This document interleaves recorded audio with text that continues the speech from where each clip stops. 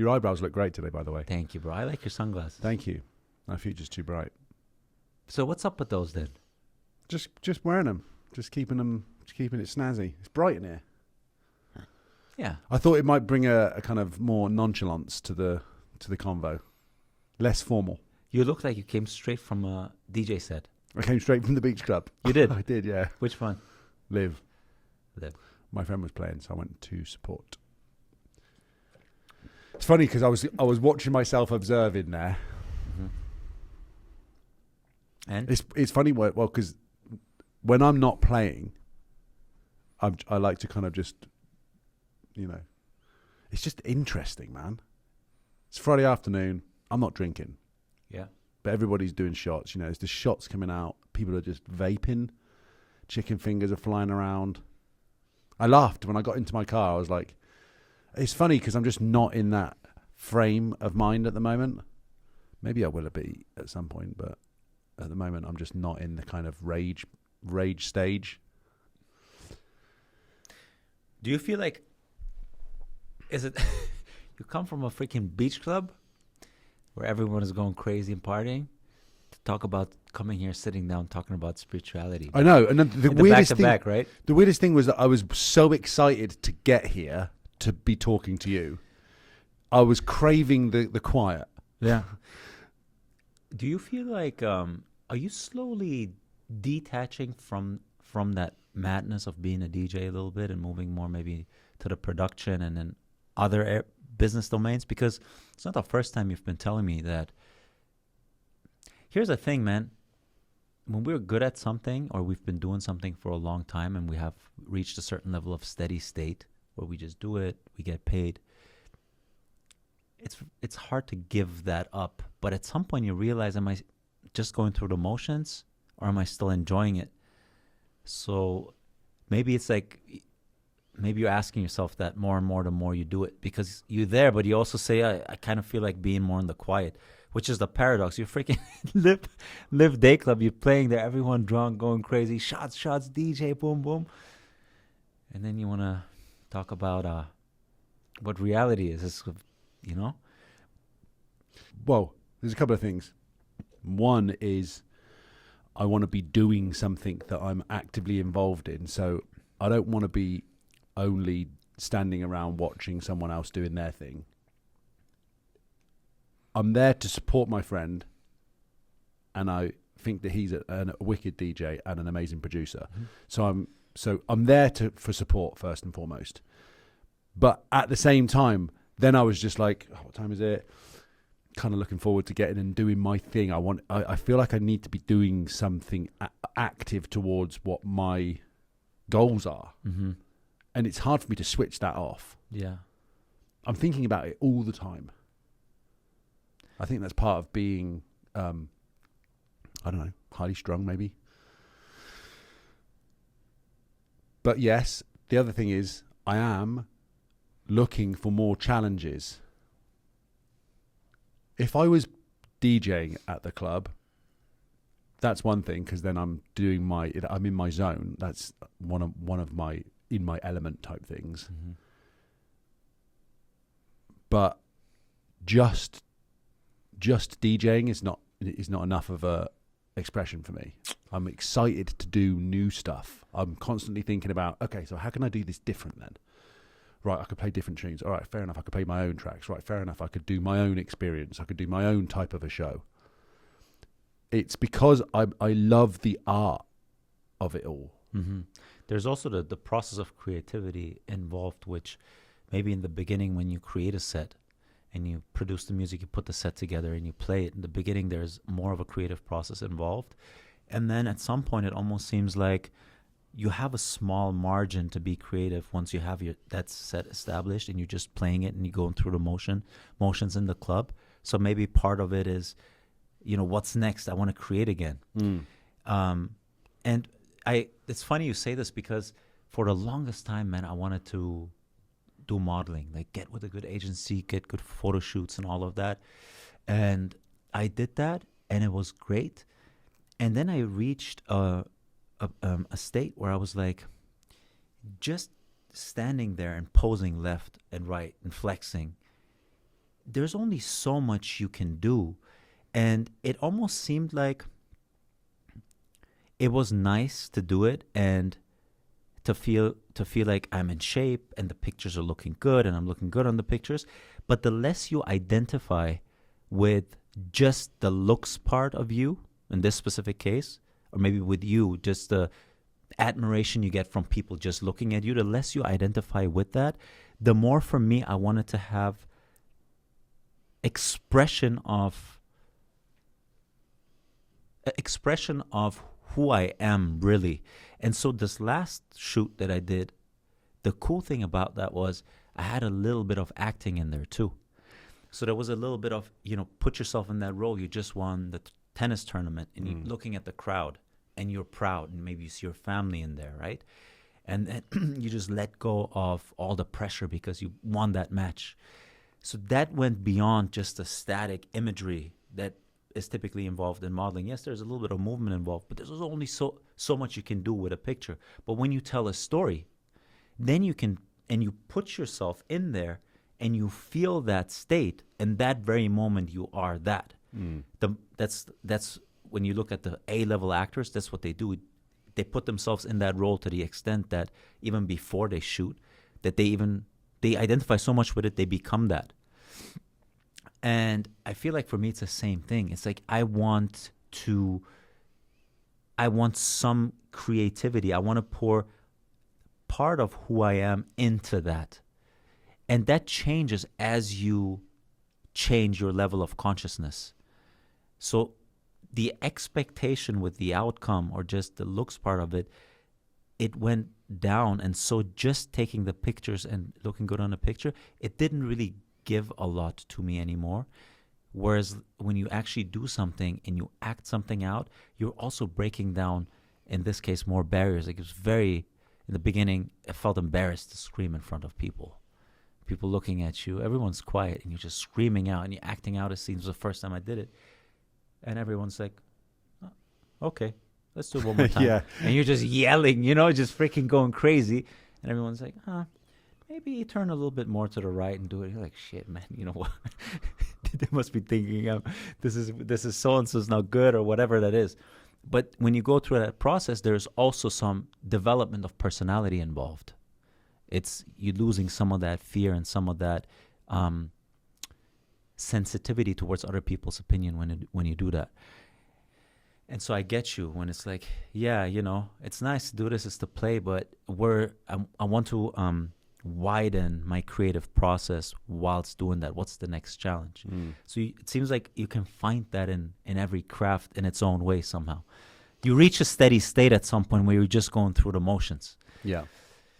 Yeah, and first of all, it's phenomenal what you've just managed to do. And thank you for showing me the kind of behind the scenes of that as well.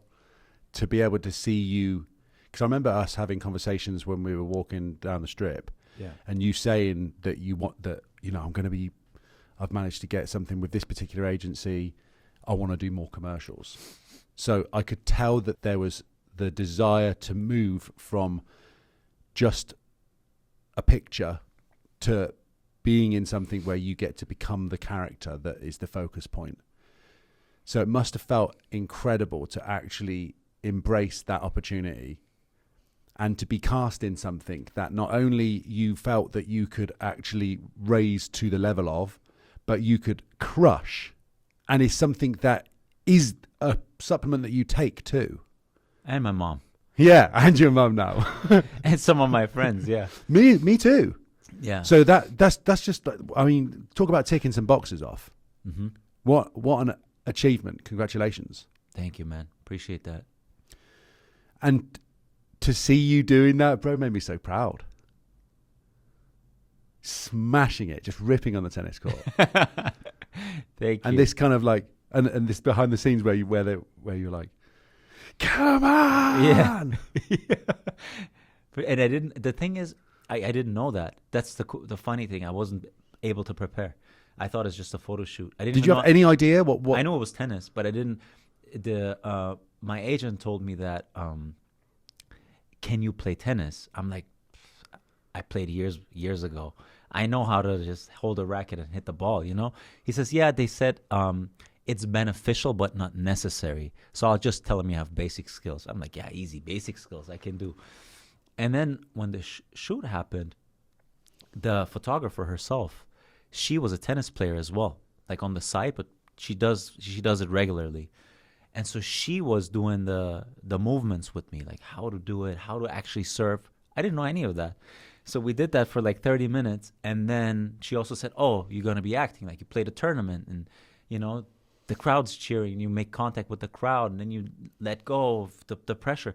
So that was all on it was just on set. I didn't know that, which made it even nicer, man, because every time I feel like you can, and that's, I think, with every job, every time you can process some of the things you're afraid of while completing a task, the task in itself has a way deeper meaning than just the expectation of the results themselves. Because there is a certain type of internal transformation happening as you complete the task. And you're so identified with it in the moment that the eye is less so on the price and on the expectation of the outcome. And that's for me always the most, anything that I've done so far in terms of careers and jobs, every time I feel like I can pour my personality in there and I'm actually breaking down something that I was afraid of whilst doing it. In the beginning, when I was doing sales, I was just talking to people. I liked that. The job itself was whatever, but the fact that I was able to overcome a personality aspect of myself that I felt like was holding me back, that in itself was that made the job just different, you know? It's interesting because this is an element of public performance that you're overcoming at the same time. So you've mentioned before that even doing a podcast, but having cameras that are recording you and expressing yourself naturally is something that you've always wanted to do, but somehow have placed some limitation on yourself to not do it, or to I'll get there eventually kind of thing. And now you're doing it in multiple different ways. So cameras are running here, cameras are running in your work practice, and you're being able to tackle that fear head on. Mm-hmm.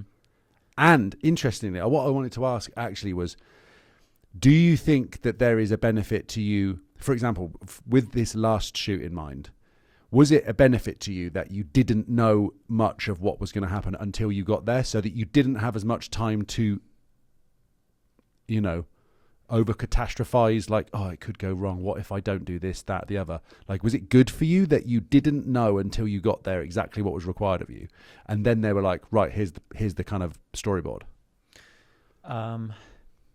It's hard for me to tell because it never happened. An alternative where I was told that I'm going to have to act never happened before. It was mostly static pictures. This is the first one. Yeah. So I think there was a certain level of just deal with it, you know, involved, which was nice. So you're at a fuck it mentality kind of point in your life, maybe. Well, it was also, it's not, the acting part was towards the end. And the first part of the day was the different shoots, like the different scenes, the serve, then holding the drink and taking the sip and all of that. So I didn't really have time to think about the acting part at the end.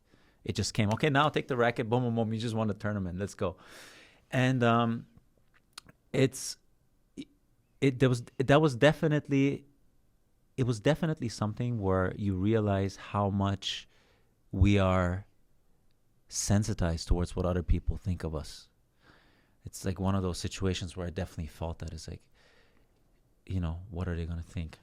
How am I doing? Like this external type of feedback, which deep inside we know that's hindering us from a lot of things. Being dependent on that feedback. And I think part of facing that is also desensitizing yourself in general towards what other people think. Even us doing the podcast, right? This is essentially how you and I talk off camera. We just turn the camera on. So when you do that, it's like exposure therapy. That's literally what a lot of psychologists do. When someone is afraid, they expose them step by step towards what they're afraid of. And by doing so, what's interesting is you actually are not becoming less anxious of the thing that you're facing. You're becoming more courageous across the board. So think of 10 different things you're afraid of. Public speaking, I don't know, performing on the job, heights, elevators, whatever. Think of anything you're afraid of. If you face any of those, if you expose yourself to any of those fears voluntarily, that's the key word, you are becoming more courageous, which means you're also more likely to be less afraid and more courageous when it comes to the other fears. And I think when you know that, then you can ask yourself, what am I most afraid of? And if you're most afraid of what other people think of you, you already know there is other fears that are subordinate to this superordinate fear. And by exposing yourself to that, you're already ticking off a bunch of other fears that come below that, right? And that's if you have a job where you see that is involved, that level of personality development, that gives you a very different identification with the job. How are you practically turning down your careability? That's not a word, but your concern for other people's opinion of how well you perform. For example, doing that acting part. How are you in the spot in the moment?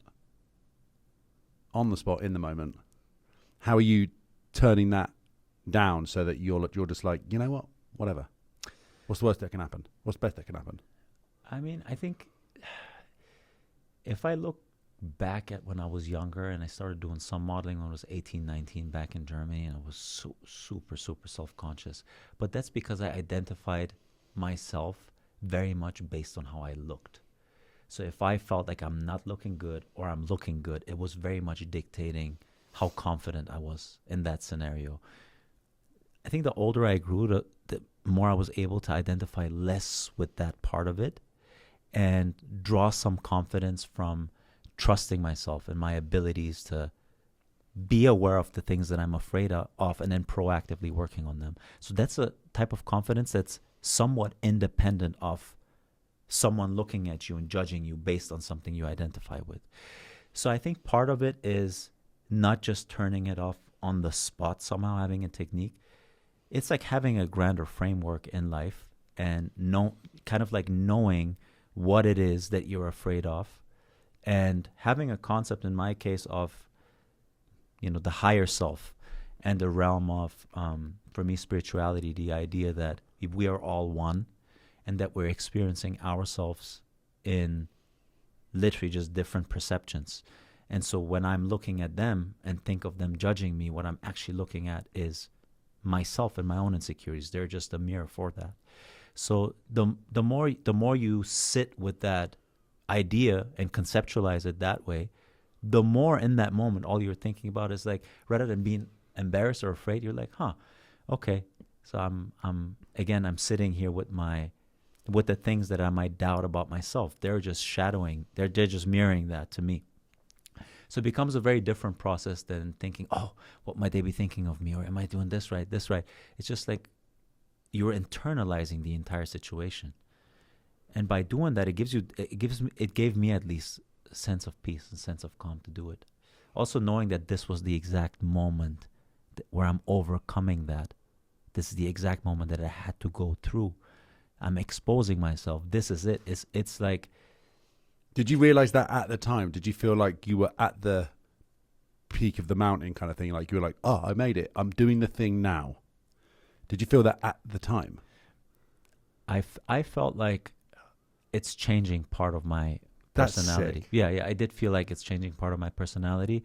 And until you actually do something that you're afraid of and you experience going through that process, all of the things that you can tell yourself is just abstract. Ultimately, your body has to go and your mind has to go through that process. And afterwards, you realize, well, first of all, it came out very, very well. People are genuinely, on average, very positive, man. People are typically cheering for you, especially when you're on a set like that. They want it to come out well, right? So they're happy about that. Most people are so afraid of doing something like that, that you might think they think about you a certain way, but the other way would be, oh man, he's brave enough to do this, you know. He's never acted, or he's in front of people he doesn't know, and everyone is just quiet, you know, and he just needs to scream. So you realize all of that when you go through that process. And you come out with, you come out having proven to yourself that you're capable of more than what you thought you initially were capable of. And that's always a good feeling. When did you first get into deciding that you wanted to be a model? And what was the reasoning behind that? Initially, I was 18 when I was in Germany. And back in the day, it was just like, you were cool when you were with that agency. It was the very big modeling agency. You're young, you want attention, you know. There's it's like when you're part of that agency, everyone's like, oh man, he's with that agency. So in the beginning, it was purely that. It was like, I just want to be part of that. You know, I want to be, you know, part of that brand, of that agency. Is modeling big in Germany then? I think. Or within your friend group, or? Well, I think, you know, you have to think of it that way. When you're so young and you're in an agency that represents you, there's a certain level of this image of beauty that's involved with it. Like, that girl is good looking, that boy is good looking. And the more you value that, or you define yourself based on that, the more likely you are to pursue that. And so initially it was just that. It was more like impression management, you know. It's like just being part of that entire scene that was cool, like going to the clubs and being on the guest list. And it was, you know, in Germany, guys like me, they're called Kennex. Kennex are the Middle Eastern guys, like and then the Turks and the Moroccans, Persians, Afghanis. And those guys, they're kind of, back in the day, they were looked down on. It's like the working class generation. And they don't really let you into nightclubs and stuff. The bouncers are like, no, can't come in. It's not like here. It's like, can't come in. So for the longest time, we would be rejected in all the clubs. Like 7, 8 of my friends, we would go out every week and we wouldn't get in. And then when I got with the agency, then all of a sudden we were able to go on guest lists. And then we would just go to all these clubs. So you feel cool. You're 18, you get all your friends into the club, you know, you feel cool about it.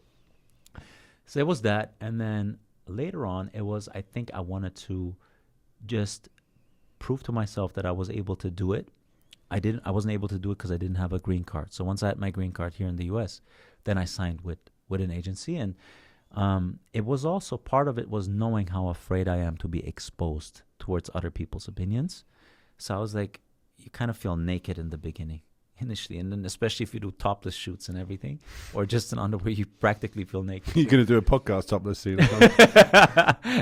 And I think part of it was knowing I'm afraid of it, knowing that I would like to do it, you know?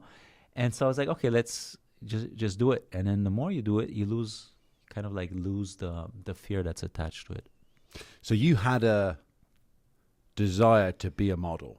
Yes. But it came from wanting to be cool, wanting to be seen as the cool kid. When I was young. Yeah. Less so when I was older. Yeah, but I'm just intrigued as to how you got into it. Yeah. Like where that came from. Because like, look, you've succeeded. You did it. You checked that box, and you made it to the point. Like along the way, even if you were to look back at your other wins as you went through, like Lululemon, Aloe, like these are top tier brands. You've been doing it at that level. Mm-hmm. Now you just decided, oh, okay, well, I want to expand my horizons. I want to do commercials. Like, what's next then? You're proving to yourself every time you do it that there's another challenge. But I was interested in what got you into that. I think early on, it was more than anything, it was vanity reasons. It's like, you're young, you want to have the eyes on you. You don't really know who you are, man. You define the hottest Kenneck in town. Yeah, exactly, bro. You define yourself a lot based on what other people say when you're young. At least that's how I was when I was young. I think every kid does. Yeah, that. like a lot of people do, right? And so, yeah, it was that, and then from there it really moved more towards realizing the things that I'm afraid of facing, and tying that into the identification with the task itself. And I think that's also part of how the podcast came along with you, right? We both really wanted to do this for a long time. And to some extent, we did it without the cameras. We were literally just talking, and so we decided to do it. But it's different when you go on camera, and in the beginning, you might be thinking, what are people going to think? Am I correct? How am I speaking? How am I appearing? I don't know if you have that problem, because you've been, I don't know, what age did you start DJing? 14. 14? Yeah. Like in the clubs? Oh no, not in the clubs. What That's just when I learned how to DJ. At what age were you exposed to crowds? Of a relative size, probably not till I was 20 something. Okay. Like, I wasn't a professional. I wouldn't consider myself a professional DJ until I left university.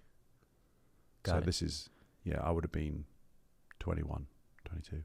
Do you feel like because you started so early and you worked in front of people so much, did that help you kind of like almost like lose the fear of judgment from other people, and also lose the fear of approaching and speaking to other people, just in general, being open towards interpersonal connections? Rephrase that question for me again. So when you start so early and you're essentially being exposed to crowds of people looking at you all the time, that's a very unusual thing for most people. Not only are you exposed to a group of people, but they're somewhat looking up to you. Like when you're the DJ, it's everyone, like, all eyes on you. You're playing, and when you're young and you play in a nice club, or you move to Vegas and you start doing that, it's almost like you can very easily purely define yourself based on that image. Yeah, I did. That's the problem. But to answer your question, I think it was more the interesting part of DJing is that a lot of the time you are in your own head. I've got headphones on. I'm disconnected from the crowd in some way. Mm-hmm. I'm listening to the music and what's going to come next. A lot of the DJs that I grew up listening to weren't the performers that you see nowadays. They were the guys in the back of the room in the dark. They didn't have the lights shining on them, and they weren't doing any kind of like, throwing cakes out and who does like that? Rafts and stuff. There wasn't as much of a basis on them performing as such. They were the people that had access to the soundtracks of the night. They orchestrated the flow of the energy in the venue. Mm-hmm. If they weren't the thing that you looked at across, on some sort of a stage, oftentimes they were lower or as I said, in the dark. It's very different kind of atmosphere nowadays, where they are the rock star. Part of me doing this for my career was a similar sort of reason. I was insecure at school, had a face full of acne, didn't know how to talk to people, and music was my way to communicate. So I found it easier to communicate through music than I did talking face to face, because if I talked face to face with someone, I'd just be worried that they'd be looking at my spots. But music became my kind of my solace, my middle ground, where I could communicate without having to worry about what people thought of what I looked like, because I was far enough away where it didn't matter, and it was dark because I was in a club. But when you've got headphones on, you're very much in your own space anyway. So it's kind of a mental. It's a kind of a mental thing. It's very strange when you think about it like that. I have a question. Yeah. So take out the practicality of playing a DJ set and you saying that you're disconnected, but you're still in front of a crowd and you're communicating by music. If you're someone who's shy or self-conscious, like you say when you were younger, is also the craft in itself, outside of just playing in the club, but the identification with being the DJ, is that a form of communicating who you are to people? Yeah. in general, as a personality almost, it becomes a personality. Yeah. Okay. I would say it's not dissimilar, at least not for me, in being the kind of cooler kid. Yeah. Like I needed something to kind of define me then. If it wasn't going to be me, I had to kind of put on something to be cool. And that suit was like, okay, I'll put on some headphones then. Yeah. And I'll be cool that way. But isn't that a necessary part, though, to go through? Like, how are you able...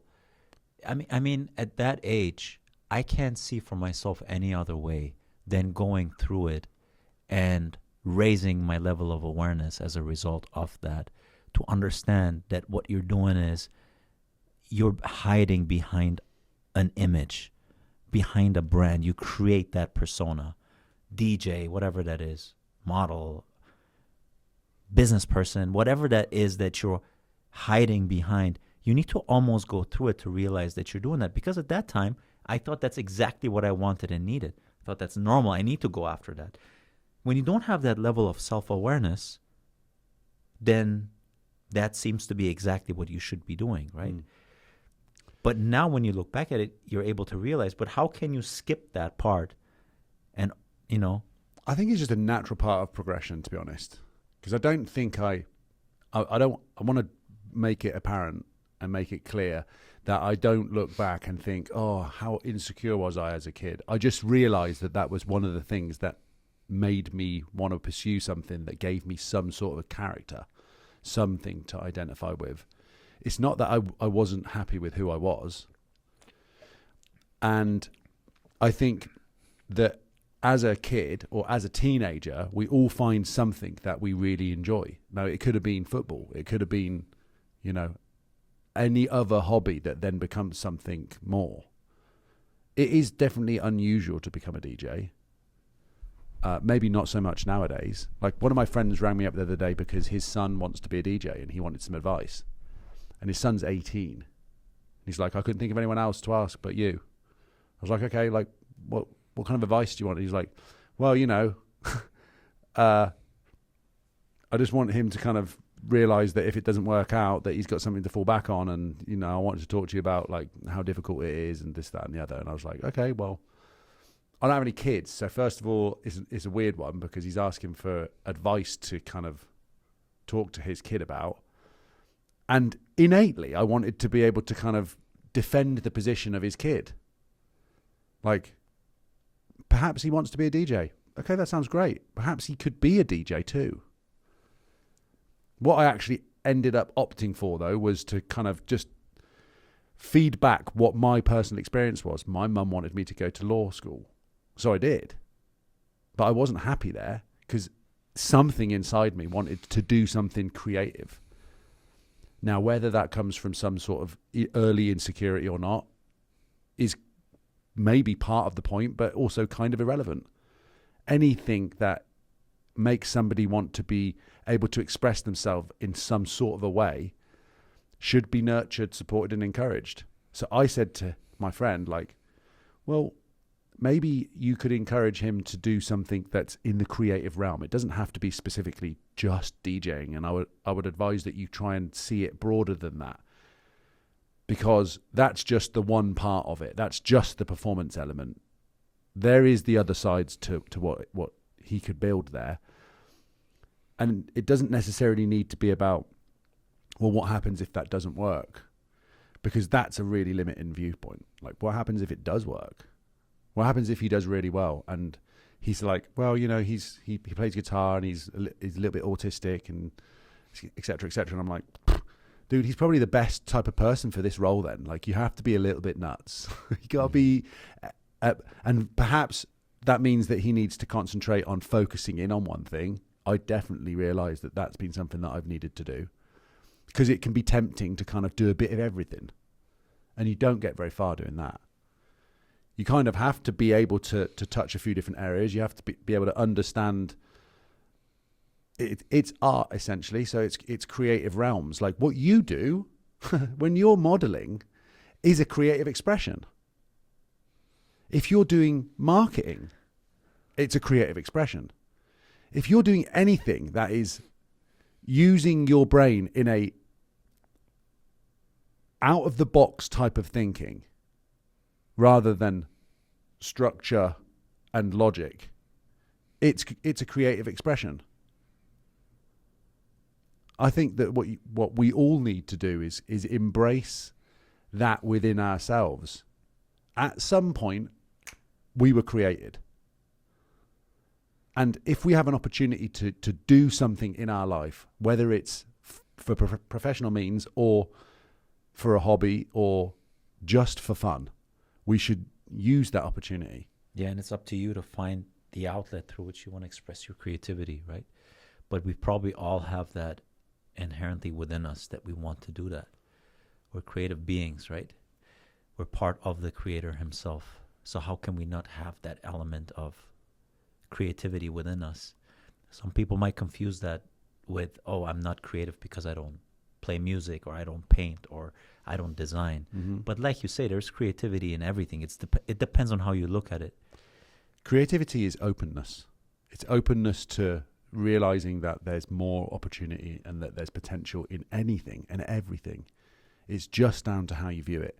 An artist's job is to be able to just find the beauty in things and to then express how they see that through their lens. We're all works of art and artists at work. We were created to create. So it's like, go out and find out. Like, you have to kind of go. This is what's brilliant about the child's kind of viewpoint on stuff. Kids don't worry about that kind of thing. It's only when we get to an adult age or some sort of point in our life where we feel that, oh no, I've got to be serious now. Mm-hmm. But it's like, no, you don't. I mean, yes, with certain things, but also if you can engage that childish mentality within you, that everyone still has, that adventure side, that curiosity to everything, it makes life rip, honestly. Yeah, kids are on average way more exploratory. Also, their brain waves are on average way slower than during adulthood. They're much more in theta waves, which are the waves you get into when you're in deep meditation. You go from beta to alpha to theta, and it's so interesting. The older we get, the less exploratory we become in that sense. And psychologically speaking, in terms of the big 5 personality traits, funny you say it's openness, because one of the big 5 is trait openness, and trait openness is directly correlated with creativity. And what's also interesting is trait openness is very malleable. So when you surround yourself with creativity, for example, through creativity workshops, through different methods and tools that open up your thinking to find alternative solutions, you can actually mold your level of trait openness. You can change that. So personality traits are typically pretty rigid and hard to change. But with openness, this is one of the avenues you can change it. You surround yourself with creativity, and it makes you more open and creative as an individual. And the second thing that really moves the needle is a psychedelic experience. So they've shown when you have one psychedelic experience that your trait openness goes up 1 standard deviation, which like literally means in terms of creativity, because it's correlated with creativity, you become more creative when you do that. Is that because it's created new neural pathways then? Correct. Yes. So you just have made a connection apparent that wasn't there before. Absolutely. Yeah. And I know that from when I deeply meditate and you get into those slower brain states, you go from particle and physical reality to wave, probability, and potentiality.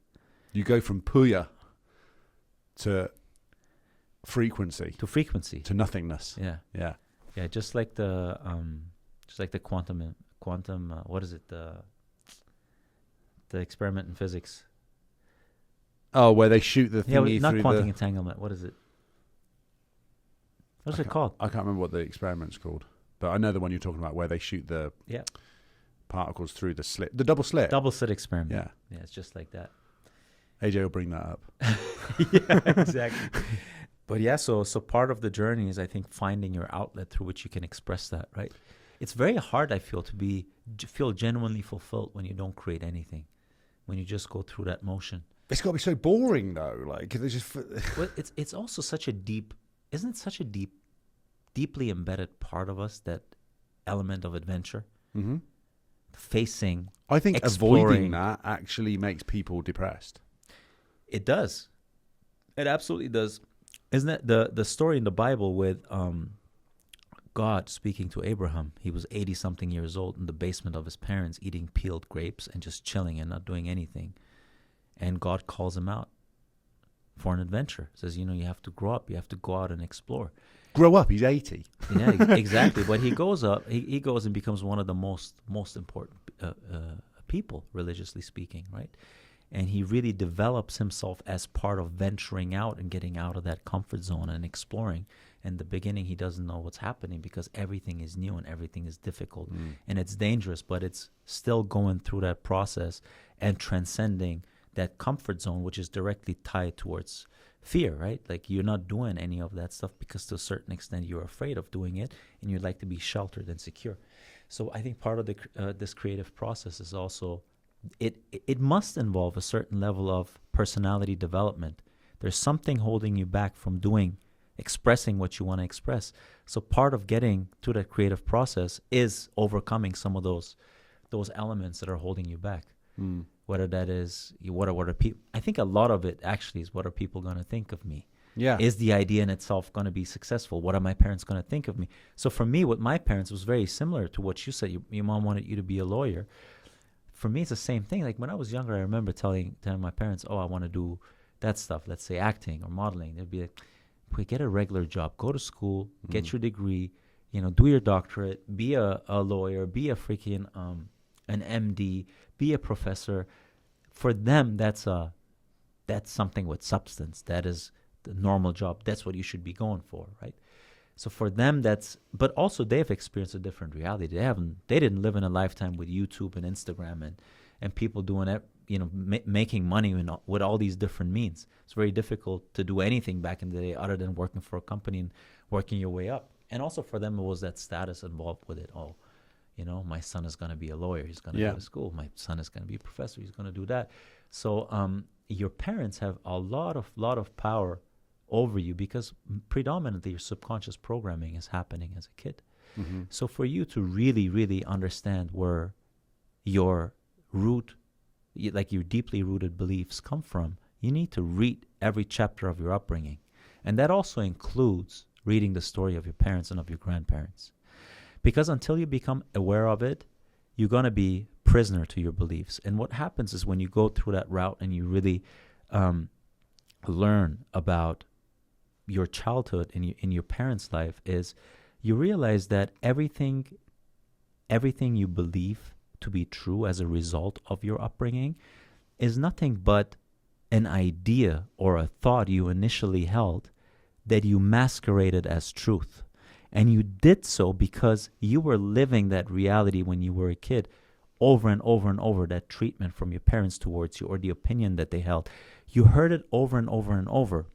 And when you feel a certain way about that, when you map any thought or belief that repeats itself with an emotion, in order for you to make sense of it, you save that as a core belief because that belief allows you to make sense of why that is they're saying that or why that is that they're treating you that way. And so when you realize that it was nothing but a belief that wears a mask of truth and that you were the one putting the mask of truth on top of that belief, you also realize when you go through it that you can take that mask off and you can replace that with any other belief. So there's no other truth than what your subconscious mind accepts as true. And your subconscious mind accepts as true that which was repeated over and over and over to you, what you experience over and over, coupled with emotion. And until you read those chapters of your life, it's going to be very difficult for you to make sense of any of this. So part of that exposure is the exposure to your childhood and that exposure to the messages and behaviors that you encountered on a daily basis. And the realization that really any belief that you hold was just for you to make sense of the environment that you were in. When you were growing up, how did your relationship with your parents mold you into who you are now then?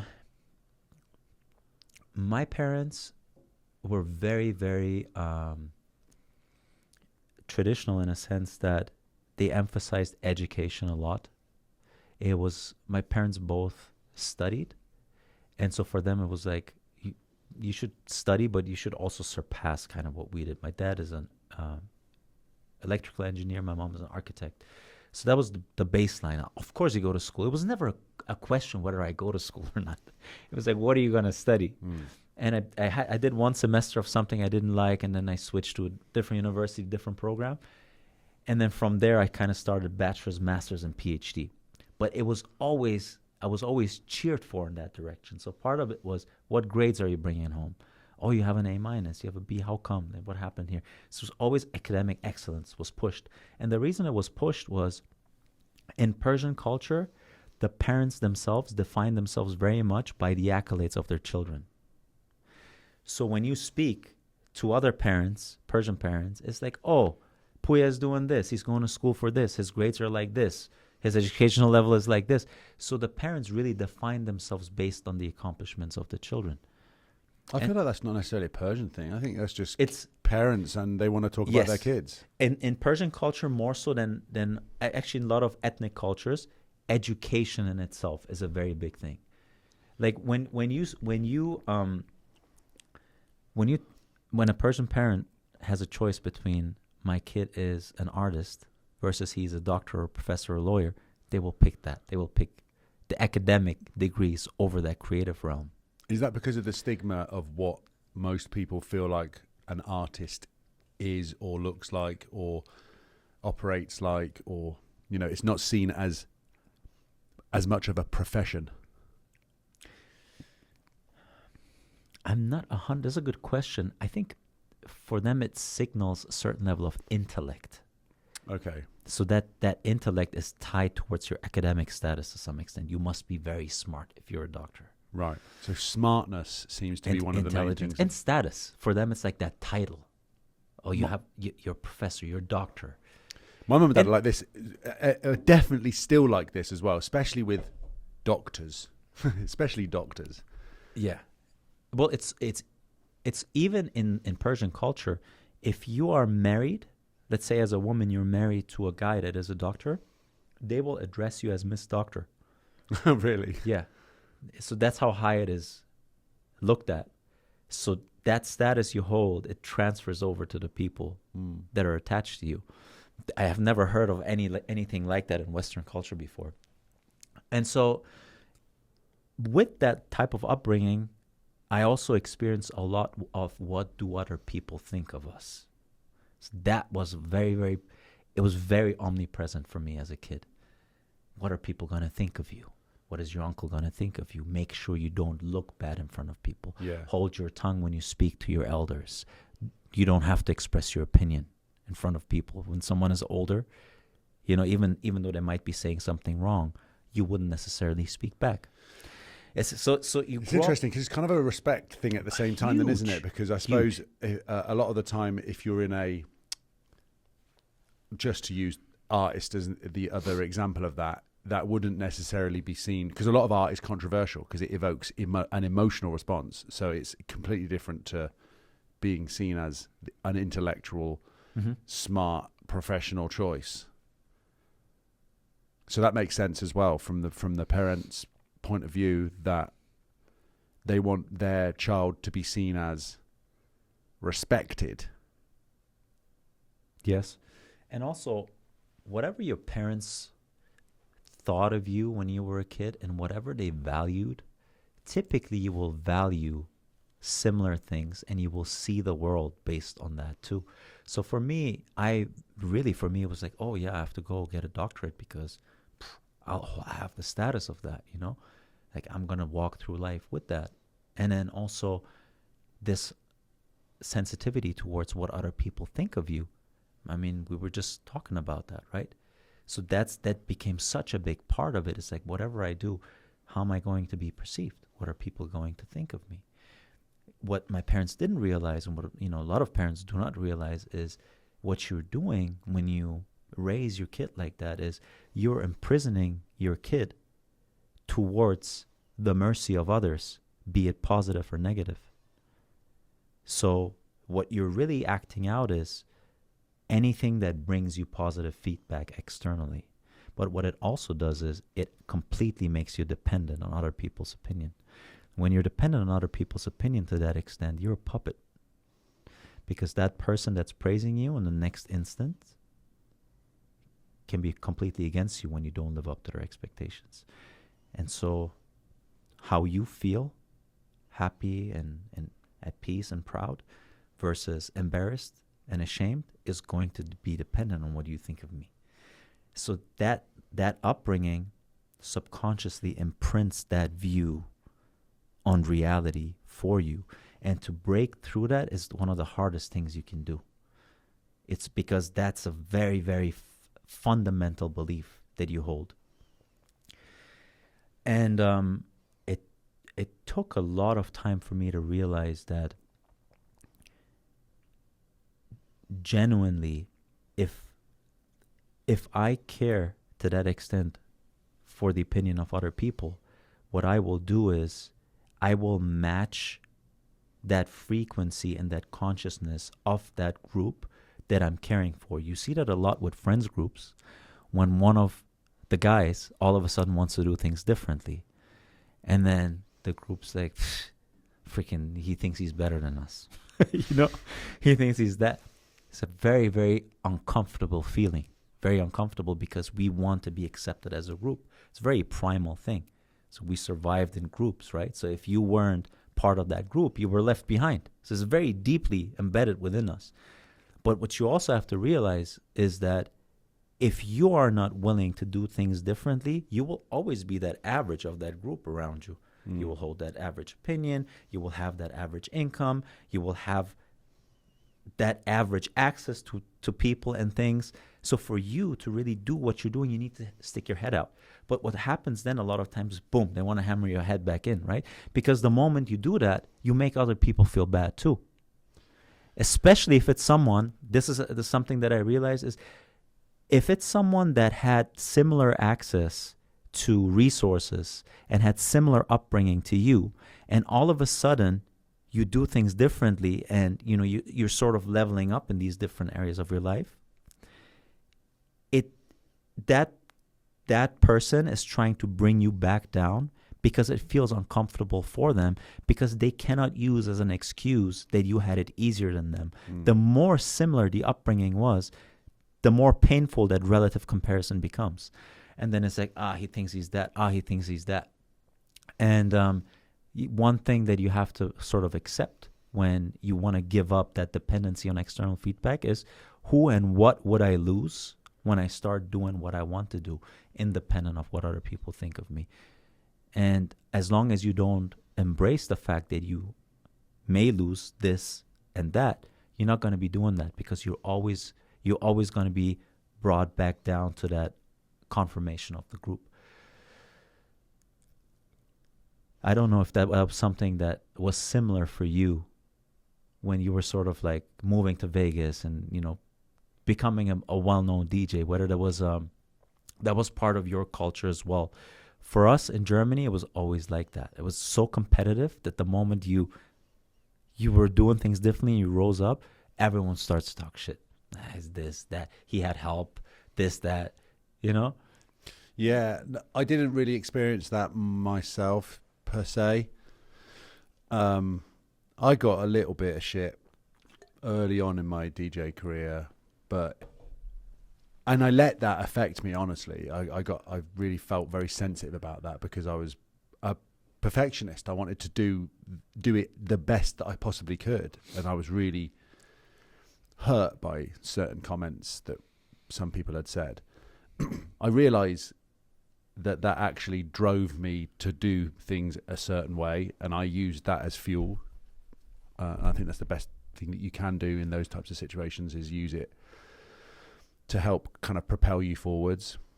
I've always been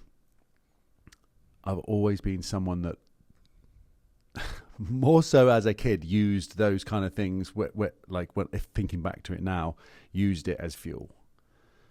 It was, again, only as I got older that I began to dwell on those things a little bit more when I thought back to them. But I think it's just important to keep challenging yourself, to keep leaning into your uniqueness, to find the things that that inspire you, to be around the people that encourage that.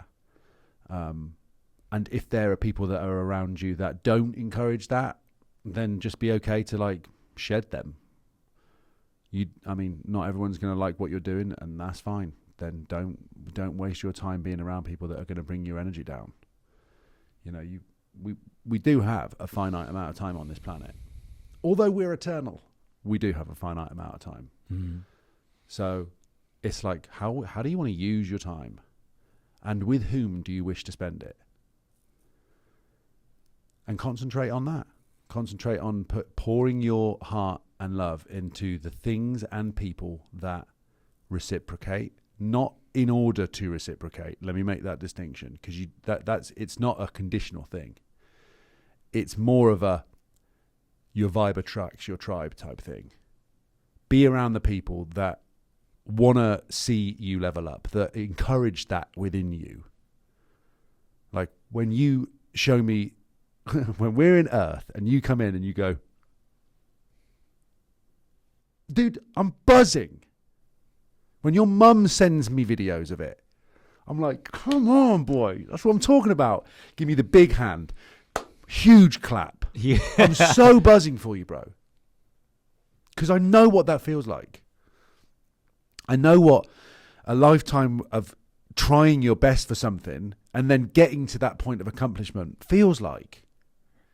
I want everyone to experience that, whatever their thing is. Mm. Like inside of everyone, there is some flame. A lot of people don't go searching for it or are too scared to. And I actually feel like one of my roles in life is to help people see that they have it in themselves to go for it. I can 100% see that with you, man. I see that with when you speak to people and you interact with people, you bring out that excitement. You breathe life into them. Inspiration, that's the definition of inspiration. Inspiration. So you're breathing life into them. So I think that's a gift you have, and also the responsibility you have, because that is a gift. And I think you're doing it. And I think part of doing that, like going back to the fact that not everyone is going to be part of that journey, and sometimes you have to seed people out. The best you can do for those people is to have them feel that way towards you when you're leveling up, because that for them is a mirror of what they could become were they to level up rather than feel envious or jealous or try to bring you back down. Because this is what can happen, right? If you have anyone around you that levels up, you're either going to be like, insane, dude. Like, I'm inspired. I want to do this too. Please, like, let's do this. I want to level up. Or you're like trying to bring that person back down to recreate that balance. So it's either you move up or you move down. And so I think for someone who sort of feels that level of being uncomfortable because someone else leveled up, that's the best you can do for that person. If that person actually sits with why they feel the way they feel, that's going to be their catalyst to level up, that level of awareness. So as a friend, it's your responsibility to level up, being that beacon of light for the people around you, right? And I think you're absolutely that for a lot of people. I see that with whoever you interact with, that people look up to you. That's a gift. But it's also hard earned because you put in a lot of work. You weren't just born with that. Like, you've earned your right to be looked up to. Thanks for saying that, bro. Of course, man. I feel like it comes from my dad. He's just a nice, like, everyone likes him. He's just a jovial guy. But yeah, I do. You just do what you can to make people have a smile on their face. There's so many things in life that could go wrong. But if we just put our attention onto the other side of the coin, I'm just a positive type person anyway. So it's upsetting to me when I see people that are not feeling like that they can. It's not even about achievements. It's just about. It's honestly about loving themselves. I think I'm just sensitive to that, which is probably one of the reasons why I am in a position to make or create things that expresses my feelings of sensitivity to things.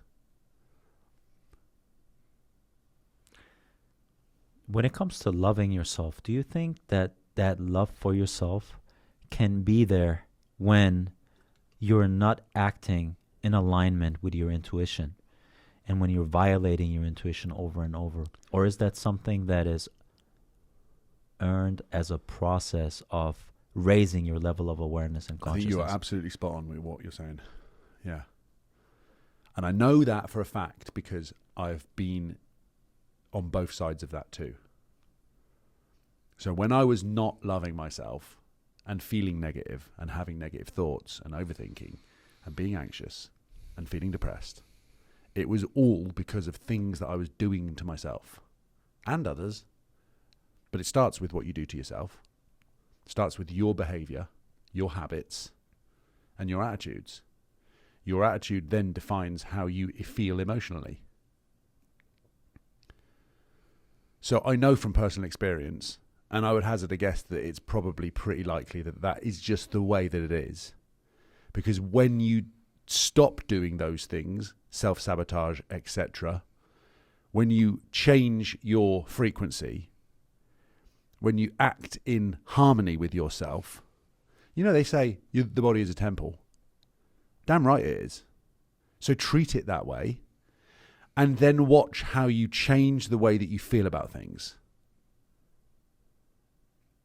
So you're a walking testament to this, because you're basically, if Leonardo da Vinci was still alive, he would be drawing pictures of you. You are Vitruvian Man. Thank you. But it can start, and I like how you said this to me before. Sometimes the easiest route into that is do something that's physically hard for yourself. Begin that process. You can get to the mental part afterwards. You've got to break the ice somehow. Was that how you started it? If you had to think back to, prior to your transformation, you were telling me there was a time, what year was it, when you were like really down and life was tough? Was that 2021 you said? 2020 and 2021. Yeah. Well, I mean, but this is the weird part of that. I was also exceptionally happy at various points during that. I was just on both ends of the spectrum. Got it. Okay. So some days I'd be very, very happy, and other days I would be absolutely the lowest I've ever been. But I got it. Was the happiness tied towards like drinking and partying, or was it like an organic happiness? Some of it was, and some of it was tied to a feeling of absolute freedom, honestly, because I just didn't know what was coming next. So somehow that gave me this feeling of like, well, I could do anything then. What do I want to do today? I mean, it was kind of like so much release, because it was like, well, I don't know when anything is going to be open again, let alone if I'm going to be able to stay doing what I'm doing. Am I going to have to move back home? So if I let those thoughts creep in, I would go down a deep, dark rabbit hole, and then some of that I would end up doing something stupid. On the other hand, it was like certain days I would just make music all day and I'd feel amazing from it, or I'd just create something new, or I would drive somewhere and just paint. Because it's 2020. But yeah, those times were both ends of my life was like that at that point. Mm. But physical, yes. Eventually that was what got me out of it. Because I would try and think myself out of situations, and that's just impossible. Yeah. It's funny, right, that the body and the mind supplement each other. So when you're going through it with the mind, and the mind seems to be like you're facing a mental issue, something, some fear that's playing itself out in your head, the body is there to catalyze and balance it out. And the other way around, when there is something actually physically hurting with the body, you can use your mind to a certain extent to balance out that physical pain as well. Yeah. So you use them based on what it is that you're going through in that moment. So you're saying at that time, the way up for you was doing physically hard things, getting yourself in shape, eating better. Yeah, but I think the getting in shape thing came a little bit later. I needed to hit my absolute low point before I kind of made my U-turn.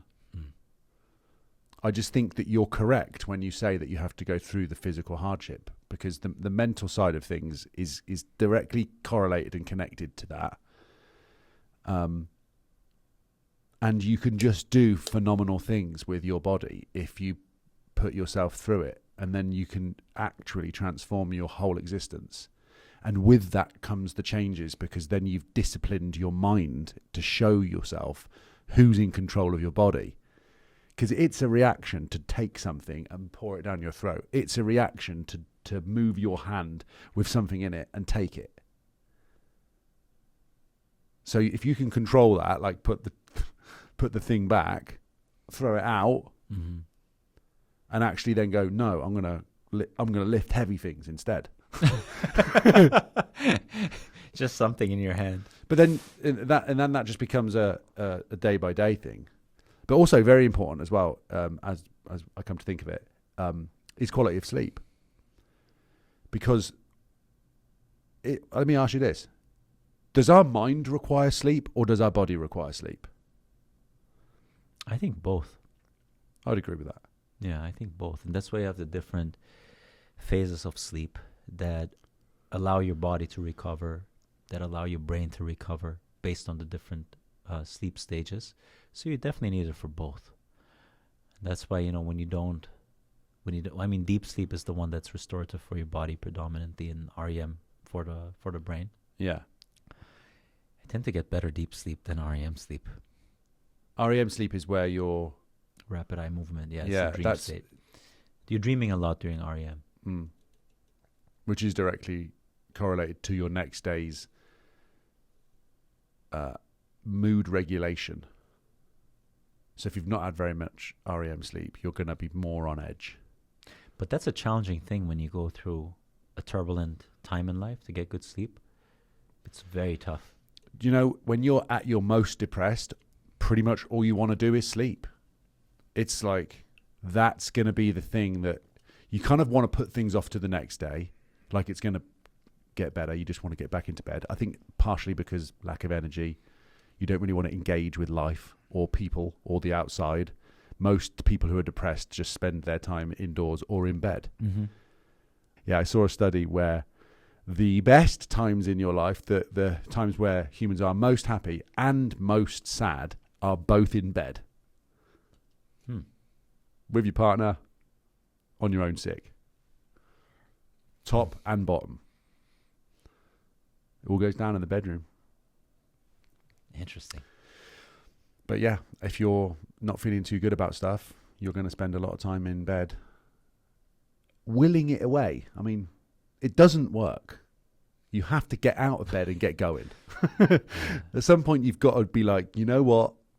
Marcus Aurelius said it, am I meant to be here huddled up under the covers? No, I was made for more than that. Get up. Go do something. And inevitably, it gets a little bit better if you do that. Even just getting out and getting some fresh air. Yeah, it can be as small as that, right? Because depending otherwise on how severe it is. You feel like claustrophobic on stuff, and we're not meant to be stuck inside. This conversation is definitely taking a bit of a weird angle on that. Sorry, I didn't mean to take you down that route, but yeah. You know what? Sometimes you go through some stuff and you learn some big lessons along the way. Yeah, most of the things you really learn are through hardship. But it's not just enough to face hardship. It's the navigation throughout the process that allows you to level up. Yeah. So it's like you say, doing the right things while you go through it. And talking of inspirations, just to give you big mad props as well, man dem ting, you honestly are one of the people that inspires me to keep up this kind of level of doing that. So big ups to you, bro. Thank you, man. When we first started playing footy together, that was like one of the things that I was just like, yo, yeah, let's go. This guy, look at this guy. Come on, man. Let's have some of that. You brought the old chin out. It's good stuff. You need to be around people that inspire that within you. Like Theo's another example. We talk about him every now and then. These types of people who are looking out for you, who are straight talkers, who are encouraging and supportive, and you can just sense as well. You know, when you're around certain people, you can just tell that they've got shit in check. Get some more of those friends. Yeah. And I think for me with you, it's the same thing. Honestly, a lot of the things that we're doing, partnering up with you to do it, having that as a catalyst, and seeing how you deal with people. You're very advanced when it comes to dealing with people. I don't know if you realize that or not. I mean, you're just doing you. So I'm telling you this from an external perspective. That's why you have so many friends and you're so connected to people. It's, again, because you inspire people, because you're very curious about, you're genuinely interested in people. You genuinely come from a place of trying to help. And you're someone that people want to be around. So I can only give that compliment back to you in a lot of ways, man. Yeah. Well, let's just keep ripping together, bro. Like, this is the way. We will. You know we will. There is no other way to do this. We just keep knocking them out. Yeah. Top bins. Left, right. Cheers, bro. Cheers, bro. He hits him with his left, and he hits him with his right. Oh, it's a dynamite.